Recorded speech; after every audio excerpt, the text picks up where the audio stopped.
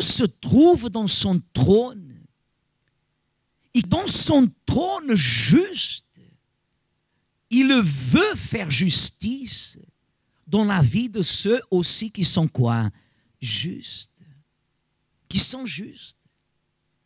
Mais Dieu étant juste, il agit d'une façon juste aussi pour ceux qui sont quoi? Hébreux 4, verset 14, dit comme ça. Ainsi, puisque nous avons, qu'est-ce que nous avons?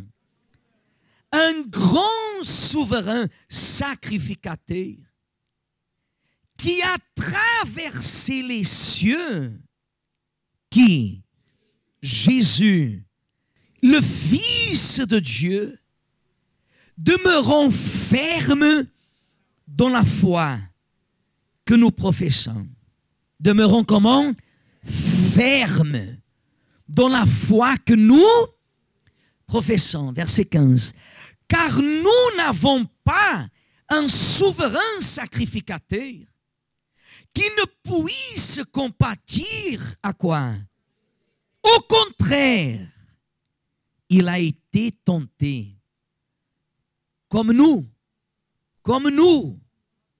en toutes choses, sans commettre de péché. Approchons-nous donc avec assurance de quoi? De quoi? Lisez à haute voix.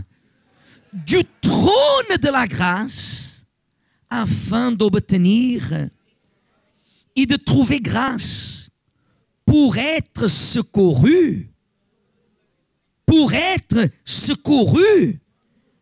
dans nos besoins. Pour être secouru dans nos besoins, qu'est-ce qu'il nous conseille? De nous approcher du trône de quoi? De grâce. Mais dans quel exemple? Dans l'exemple de celui qui a dû affronter, regardez bien Église, qui a dû affronter toutes choses que vous et moi, nous affrontons. Arrêtons de penser le contraire. Arrêtons de penser que nous passons par des choses que Jésus n'a pas passées. Bien par le contraire.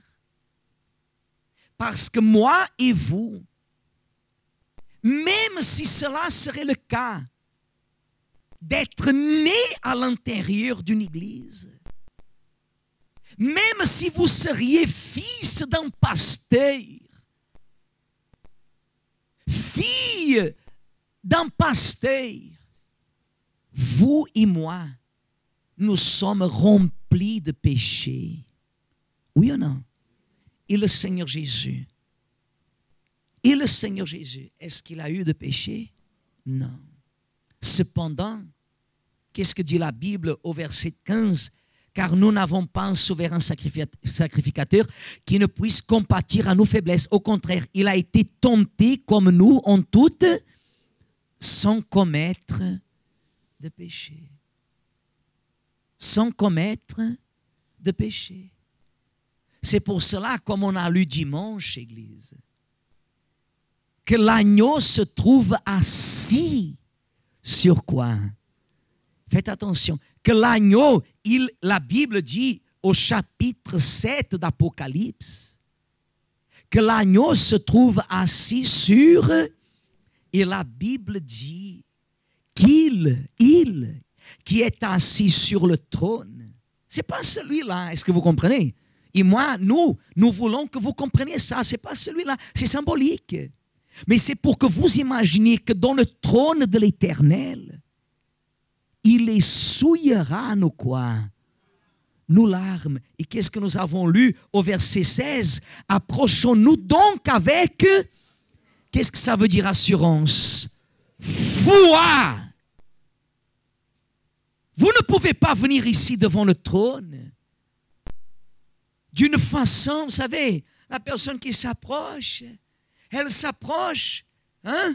Non, il dit qu'il faut que nous approchions comment?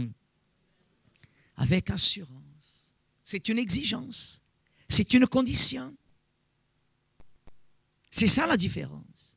Vous savez pourquoi la Bible dit qu'il faut que nous nous approchions du trône de grâce d'une façon ferme? Vous savez, Église, parce que Dieu sait le prix qu'il a payé sur la croix. Vous allez voir comment la parole, comment Dieu nous ouvre les yeux. Proverbe 16.